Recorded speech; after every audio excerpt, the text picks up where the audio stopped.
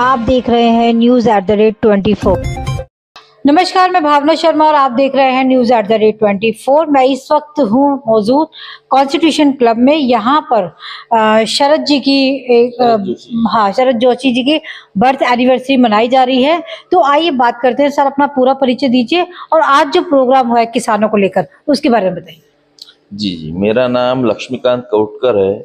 मैं किसान संगठन विदर्भ अध्यक्ष हूँ। महाराष्ट्र में एक एरिया आता है, उसका अध्यक्ष हूँ। तो शरद जोशी जो किसान नेता थे, उनकी एनिवर्सरी जो रहती है, जो उनकी जयंती रहती है, हम पहले तो महाराष्ट्र में धूमधाम से मनाते थे। अभी थोड़ा बाहर में, कहीं दिल्ली, कहीं गोवा, ये सब चीज़ें हम अभी कर रहे हैं। तो ये हिसाब से कि चलो किसानों के हित में कौन से उनके विचार थे, तो वो हिसाब से हम सब बातें, वो चीज़ें चर्चा करते हैं और जो उसमें से अच्छा होता है सब मिलके उसको पास करते हैं। तो इस बार हमने वो विषय रखा है मैंने कि भाई किसानों को जीएम सीड, जो सीड है, जो टेक्नोलॉजी है, किसानों को मिलनी चाहिए। महाराष्ट्र में जो कॉटन का बेल्ट से मैं आता हूँ, विदर्भ से, तो वहाँ पे एसटीबीटी किसान बहुत ज़्यादा प्रमाण में बो रहे हैं और उनको घास से उनको निजात मिल रही है। तो ऐसी टेक्नोलॉजी सीड्स किसानों को मिलना चाहिए। सरकार ने इस पे बैन रखा है, तो इस पर का बैन निकालना चाहिए। ऐसे हमने सबके साथ चर्चा की और सभी ने इसको माना और वो बात अभी सरकार तक हम लेके जाएंगे। सर, आज की जो किसान की मीटिंग है उसमें कौन कौन अतिथि थे और कौन सम्मिलित थे? किसान संगठन के जो नेता है, रघुनाथ दादा पाटिल प्रेसिडेंट है, चेयरमैन है। उसके बाद कालिदास जी आपेट है और उसके बाद नानखिले जी है, शिवाजीराव नानखिले जी। ये संगठन के लोग हैं और ये संगठन अलग अलग राज्यों में है। तो इसमें से मलिक साहब जो है हमारे हरियाणा से आए हुए हैं और लीलाधर जी जो है वो यूपी से है, धाकड़ साहब है। ऐसे अलग अलग जगह से किसान नेतागण यहाँ एकत्र हुए हैं। शरद जोशी के जन्मदिन पर हम एकत्र होते हैं और अपने अपने राज्यों की और देश के लिए किसानों के हित में जो है उस पर हम चर्चा करके कोई नई दिशा से हम काम करते हैं। क्या बात है। इसी तरीके से आप शरद जोशी जी का जन्मदिन मनाते रहें। और आज सर मुझे बताइए कि खास मांग आप सरकार से इस वक्त क्या कहना चाहते हैं? लास्ट मैसेज किसानों के लिए मांग चाहते हैं कि हर तरह का फ्रीडम टेक्नोलॉजी में किसानों को मिले।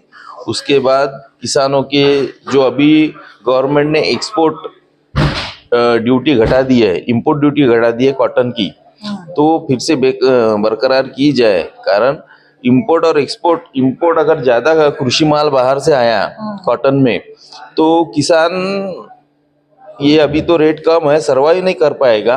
कि कॉटन की खेती बंद होने की शक्यता है और किसान के पास पैसा नहीं तो आत्महत्या कर रहा है। महाराष्ट्र का किसान सबसे ज्यादा आत्महत्या कर रहा है, विदर्भ में तो परसेंटेज ज्यादा है। तो किसान की आत्महत्या रोकने के लिए किसान का जो कर्जा है वो सरकार ने अभी तो तुरंत माफ करना चाहिए।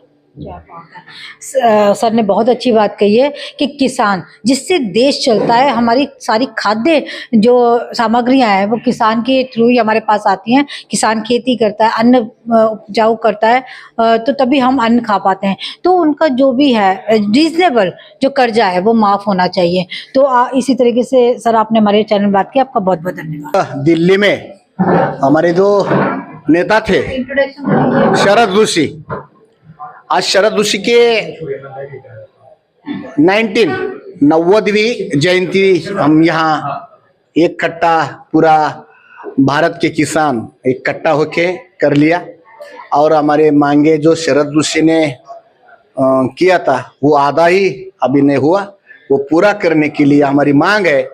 ये तो 91 में वो देश ने खुलीकरण स्वीकारा और बाद में जो हमारी फसल बाहर जाने नहीं देती और बाहर से वो बेकानूनी इंपोर्ट करता है, इसलिए किसान की खुदकुशी हो रहा है, कर्जा बाजारी किसान हो रहा है।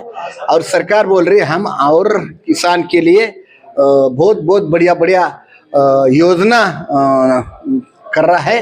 क्यों योजना कर रहा है? तो बोलते हैं हम किसान को हर साल 6,000 रुपए दे रहा है, सम्मान योजना।